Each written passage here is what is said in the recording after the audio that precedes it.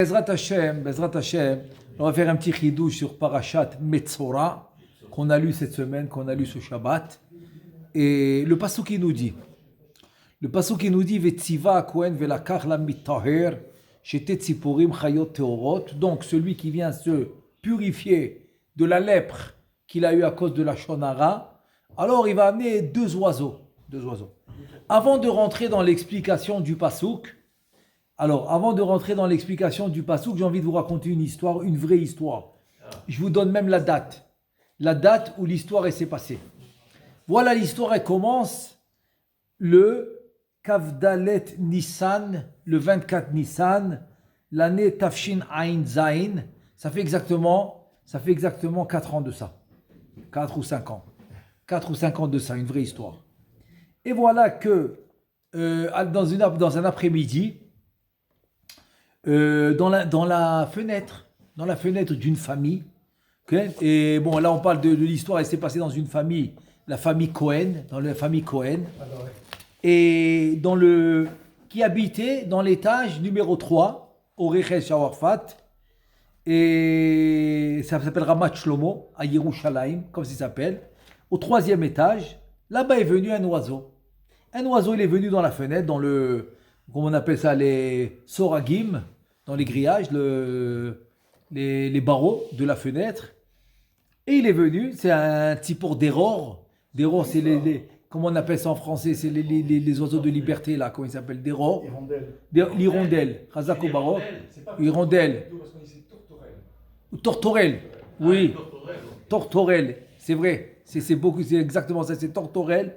Elle est venue sur la fenêtre et elle avait l'air normale. Un oiseau normal, complètement normal.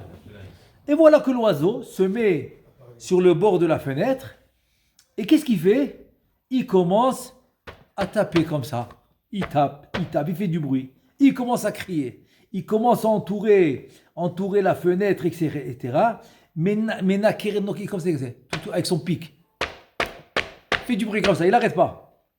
Et il commence à tiftouf. Tiftouf, c'est un cri. C'est les cris de l'oiseau. Et il frappe dans la fenêtre. L'oiseau, il frappe dans la fenêtre. Alors, ok, ça se passe 1 minute, ça va. 2 minutes, ça va. Mais quand ça se passe pendant 10 minutes, c'est un peu bizarre. Quand ça se passe pendant toute la journée, c'est un peu bizarre. Quand ça se passe et ça se continue, ça ne s'arrête pas, c'est encore bizarre.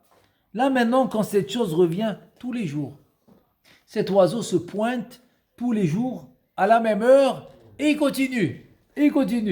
Alors ça devient très très très mouzard, comment dire, très bizarre. Il revient tous les jours, l'oiseau, il fait ça. Alors là, ça commence à réveiller l'attention. Ça commence à réveiller l'attention de la famille Cohen qui se demande qu'est-ce qui se passe. Et il commence à réfléchir, qu'est-ce qui se passe avec cet oiseau. Donc il commence à trouver des solutions.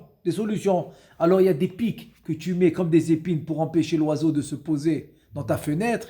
En tout cas, ils font des possibilités de chasser l'oiseau, les possibilités de mettre des pièges à l'oiseau qui ne se pose pas là-bas. En tout cas, tout ce qu'ils ont essayé est allé en vain. L'oiseau trouve toujours un moyen pour venir dans la fenêtre, de n'importe quel moyen, et il continue. Tous les jours, à la même heure, tous les jours, il n'arrête pas du matin au soir.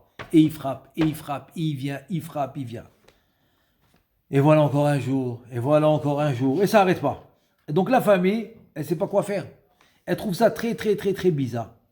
Et voilà que, entre-temps, Shavuot est arrivé. Tu as commencé à Kavdalet Ben Nissan, juste après Pessah. 2 jours après Pessah, ça a commencé. Donc ça a continué tout le Homer jusqu'à Shavuot. Et tous les jours, ça s'est fait. Il n'était jamais en retard. Jamais en retard, l'oiseau, il était. Tout le temps, il venait, l'oiseau, il frappait dans la fenêtre. Il n'a jamais manqué un jour. Tu connais dans le bulletin, tu marques l'enfant. Est-ce qu'il a manqué des jours? Est-ce qu'il était en retard? Ici, dans le bulletin que tu fais pour l'oiseau, il n'a jamais manqué un jour. Il n'était jamais en retard. Et voilà qu'il continue. Là, ça devient infernal. Tu veux dormir l'après-midi, tu ne peux pas. Tu entends les bruits. Ça devient infernal. Et voilà que Donc, même qui des fois, ils ouvraient de rage. Les enfants et toute la famille, ils n'en pouvaient plus. Ils ouvraient la fenêtre, ils la faisaient partir de force. Ils prenaient un bâton pour la faire partir, elle revenait. Ils la faisaient partir, elle revenait. Et voilà que ça continuait. Et donc, cette chose a continué jusqu'à, comme on a dit, jusqu'à après Shavuot.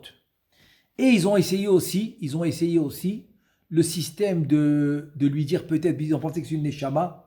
Donc ils lui ont fait la Tarat Nedarim, ils lui ont dit Machoulach, Machoulach, Machoulach, Charouilach, Charouilach. Ils ont essayé même ça ils ont essayé. Ils ont essayé de lui dire ça. Et pour tous les tikkunim, ils ont fait des Perketéilim, ils ont fait des Mishnayot, ils ont fait tout ce qui est possible et imaginable.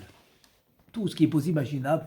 Ils ont demandé des Mekoubalim, ils ont fait tout ce que tu pouvais penser et imaginer, ils l'ont fait. Rien. Elle revient, elle frappe à la fenêtre. Il la chasse, elle revient, elle frappe à la fenêtre, elle n'arrête pas.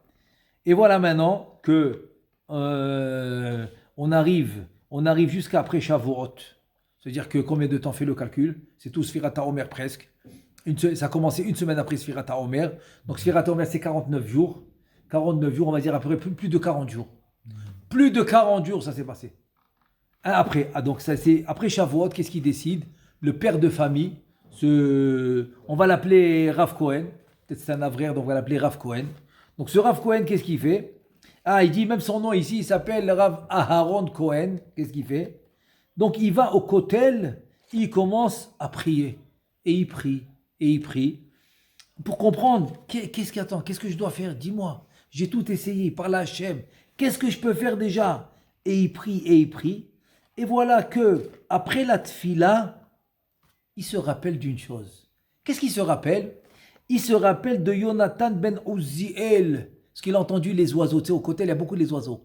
Il entendait les oiseaux. Il s'est rappelé de Yonatan ben Uziel que quand il priait ou quand il étudiait, et que les oiseaux, ils volaient sur sa tête, il se brûlait les oiseaux. Il se brûlait les oiseaux quand il brûlait les oiseaux. Et donc, qu'est-ce qu'il a pensé? Il a pensé, je vais prendre le livre de Yonatan ben Uziel, qui est le Targum de la Torah, et je vais voir qu'est-ce que Yonatan ben Uziel, le Tana, il dit sur les oiseaux. Peut-être que j'aurai une réponse. Si c'est ça que j'ai pensé, après que j'ai prié au kotel, j'ai pensé à lui, il a commencé à feuilleter. Il a commencé à chercher dans le pirouge de Yonatan ben Uziel, au sujet, tout ce qui parlait des Tzipourim. Tous les endroits de Yonatan ben Uziel qui parlaient des oiseaux. Et quand il a ouvert le livre, dans la paracha de Metzora, il est arrivé au chapitre 14, le pasouk 4, et il voit comme ça. Il a vu dans le Targum. Voilà, exactement. Il est arrivé à ce pasouk. Wow, il a dit, wow, c'est quoi? Et qu'est-ce qu'il voit dans le pasouk? Il dit comme ça. Yonatan ben Uziel, dans le chapitre 14, dans le pasouk, tu prendras 2 tourterelles, exactement. Vetiva Akohen Velakar Lamida, Shte Tziporim, deux tourterelles, Tehorot, qui sont pures. Il dit comme ça. Il dit Yonatan ben Uziel, Vihi im ati daou aish lilkot shuv betzaraat. Ça veut dire que, je vais expliquer tout de suite, que si l'homme, il doit se faire punir encore une fois pour la tsaraat, parce qu'il a parlé de la shonara, tashuv atzipor achaya le beto bayomaou. C'est quoi reviendra, comme ça il dit, reviendra l'oiseau vivant chez l'homme.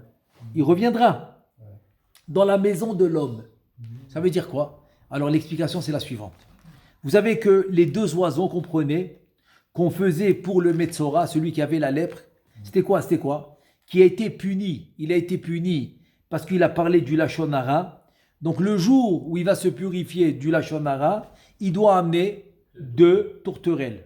Un peu de source, du bois d'hysope. Exact. Maintenant, pourquoi 2 tourterelles? La première, on va lui faire la shrita. La deuxième, on va la renvoyer libre. Regarde ce qui aurait dû t'arriver. Voilà. On la renvoie libre la deuxième. Qu'est-ce qu'il dit Yonatan ben Uziel? Il dit, écoute bien. Il dit que, pourquoi tu renvoies la deuxième libre? Tu sais pourquoi? Parce que si chas shalom, tu fautes encore une fois, que c'est ce juif-là qui a été puni, il faute encore une fois dans le lachon hara et que chas shalom, il reçoit encore une fois la lèpre, eh bien cet oiseau qu'on a envoyé libre, il revient à sa maison et il va frapper à la porte, il va frapper à la fenêtre. Il dit, lo, Adoni, altika, chef, tu la shonara. Et l'oiseau, il lui dit, qu'est-ce que tu fais? Attends, moi je suis parti, je suis témoin. Mon ami, il a été égorgé pour toi, parce que tu as parlé la shonara. Moi je suis témoin, je suis parti libre. Il revient, il lui dit, fais attention, qu'est-ce que tu fais? Mais tu comprends pas ce qu'il dit l'oiseau. Mais c'est ce qu'il veut te dire. Il te dit, rappelle-toi de l'oiseau que tu as amené à cause de la shonara, on lui a fait la shrita. Et moi, je suis celui que tu as renvoyé libre, qui est vivant. Alors, il voit tout ça. Tout ça, c'est écrit dans Yonatan ben Uziel. Il dit, attends, qu'est-ce qui se passe là? L'oiseau, il est en train de frapper. Qu'est-ce qu'il est en train de me dire? Il dit, qu'est-ce qu'il a fait? D'abord, il était étonné. Il a dit, waouh, qu'est-ce qui se passe là? Il est en train de me donner un message, cet oiseau. Il te dit, cet oiseau qui est en train de frapper, il y a quelque chose.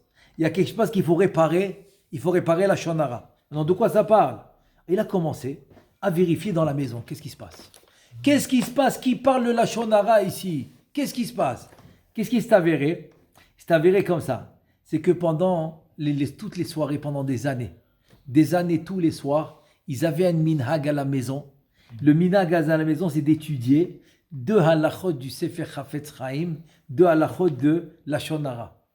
Et cette année-là, le mois de Hadar qui vient de passer, parce que nous, cette histoire a commencé le Kav Dalet Nissan, donc le mois de Hadar, qu'il y a eu la Khatouna, le mariage de leur fille, et ce mariage était donc c'était vraiment un événement extraordinaire à la maison. Donc ils ont délaissé ce minhag de faire les deux halachot de la shonara tous les soirs. Ils ont délaissé, ils se sont occupés du mariage. Et avec tout ce qui est les tridot du mariage, donc, et aussi avec Pessah qui arrive, donc il fallait préparer Pessah, ils ont arrêté d'étudier les deux halachot qu'ils avaient l'habitude d'étudier tous les jours. Et tu vas pas croire, il te dit que le limoud du Lachon Hara dans sa maison, pendant des années, il y avait tous les jours. Il s'est arrêté. Quand le mois de Hadar, comme on vient de dire. Alors, et le Tzipor, il est venu quoi? Peut-être un mois plus tard, un mois et demi après, il a commencé à frapper dans la fenêtre parce qu'il n'y avait plus le limoud du Lachon Hara à la maison. Ils n'entendaient plus. Le même jour, ils ont pris sur eux de recommencer, d'étudier le Lachon Hara tous les jours à la maison. Et tu vas pas croire. Il te dit, si tu n'avais pas écouté cette histoire de cet homme-là qui a vécu, tu n'aurais pas cru. Il te dit, elle a disparu. Le lendemain, l'oiseau, il est revenu dans la fenêtre, mais il n'a plus frappé. Il a regardé. L'oiseau, il a rien que regardé la maison comme ça le lendemain. Il est venu, il a regardé la maison, mais il n'a pas frappé. C'est comme s'il vérifie, continuez à étudier. Hein? Très bien, vous avez repris l'étude. Continuez. Et comme ça, l'oiseau, il est parti, il n'est plus revenu. Incroyable ou pas? Attends, mais c'est une vraie histoire. Et qu'est-ce que tu apprends de là?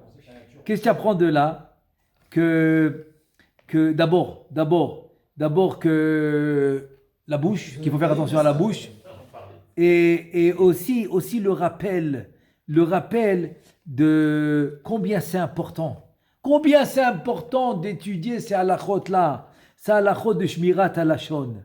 Alors qu'on essaye un peu de faire attention au message qu'on reçoit comme tu l'as bien dit, le message de la nature, qu'on fait attention au message de la nature et qu'on puisse, Be'ezrat Hashem, étudier, parce que Metzora, c'est tout sur la lèpre. Bon, dans les maisons, il y avait la lèpre, mais bon, tu imagines, dans les maisons, la lèpre, il fallait casser les maisons, mais là-bas, ils ont trouvé des trésors. Tu imagines quelqu'un maintenant, le Cohen, il lui dit, il y a la lèpre ici, il faut sortir de la maison. Il sort avec les valises. Et il ne sait même pas, il va dans l'inconnu. Il ne sait même pas où il va aller, avec toute sa famille. Quelle tête il a? Il ne sait pas quoi faire. Il commence à casser la maison, il voit des diamants, il voit des pierres précieuses. Qu'est-ce qu'il leur dit? Mais cassez encore, peut-être qu'il y en a d'autres. Parce qu'ils ont découvert tous les trésors que les Hémoraïm, ils ont mis dans les murs de la maison. Ça veut dire que... Au début, il y avait la lèpre dans la maison? Bien sûr, quand ils sont rentrés en Eretz Israël. D'accord. Moi, ça c'est une histoire qui s'est passée par rapport à que le passage qui dit d'amener les deux oiseaux. Maintenant, rien que j'ai dit que quand Am Israël, ils sont rentrés en Eretz Israël avec Yehoshua, Akadosh Baruch Hu, il a fait un S. Qu'est-ce qu'il a fait? Il a mis la lèpre dans les murs de la maison. Pour qu'il casse. Alors pourquoi? Parce que les Hémoraïm, ils cachaient leurs trésors dans les murs de la maison. Donc eux, les Am Israël, ils pensaient que c'était quelque chose de pas bien. J'ai perdu la maison. Quand ils ont commencé à casser, ils ont trouvé des trésors, des diamants, des pierres précieuses. Ils sont tous devenus riches. Et donc là-bas, ils ont cassé. C'était les Tova Velivracha. Ils étaient très contents de casser. Très contents. Après, ils ont reconstruit tous des châteaux. Ils ont construit des châteaux. Et là, on raconte une histoire avec le Rav Shach, quand il était Bachour. Et c'était juste avant la Deuxième Guerre mondiale. Et il a eu un chidour. Donc le chidour, ça lui a plu. Mais la fille, elle vient d'une famille pauvre. Le père ne peut pas lui acheter une maison. Chez les Ashkenazim, un Bachour qui est bien dans la yeshiva, alors il mérite du père de la fille de lui acheter une maison. Mais là, c'est pas le cas. Oublie. Alors les copains, ils ont essayé de lui dire, écoute, toi tu peux l'avoir. Parce que toi, le Rosh Yeshiva, il te considère, etc. Tu peux. Il dit non, c'est mon chidour, je ne veux pas le casser. Elle n'a pas d'argent, c'est pas grave. C'est une fille bien, elle a ce qu'il faut pour Eshet Cha'il, ça me suffit. Maison pas maison, Hachem, il va donner. Mais je ne casse pas le chidour. Il n'a pas cassé le chidour. Il dit quelques années après que la Deuxième Guerre mondiale a commencé, tous ceux qui avaient des maisons, c'était très dur à quitter. Ils avaient des usines. Alors tous ceux qui étaient très durs à quitter, ils sont restés. Tous ceux qui sont restés, qui s'est passé, on connaît la suite. Hachem Ishmor. Ces Allemands, ce qu'ils ont fait après. Parce qu'ils ne pouvaient pas quitter. Ils avaient leurs usines, leurs maisons et tout. Mais lui, il a dit, quand il a raconté après, il a dit c'était très facile pour moi de quitter. Je n'avais pas de maison. Donc j'ai fait mes valises et on est partis. Ils sont venus en Eretz Israël, ils ont été sauvés. Ils ont été sauvés. Donc ce que tu penses que c'est pas bien, Et Tzara Hile Yaakov, tu as la Tzara qui te vient, ou Mimena Ivashea. C'est-à-dire que la Tzara, la détresse, la mauvaise chose devient la Géoula, devient la Yeshua. Ou Mimena Ivashea. Tu as compris? Ce que tu vois de mauvais, ça devient la Yeshua. Ça devient ta propre Yeshua. Comment il faut prendre les choses du bon côté et voir les choses toujours bien. Parce que tu ne sais pas qu'est-ce qui se cache en arrière. Baruch Adonai Le'olam, Amen ve Amen.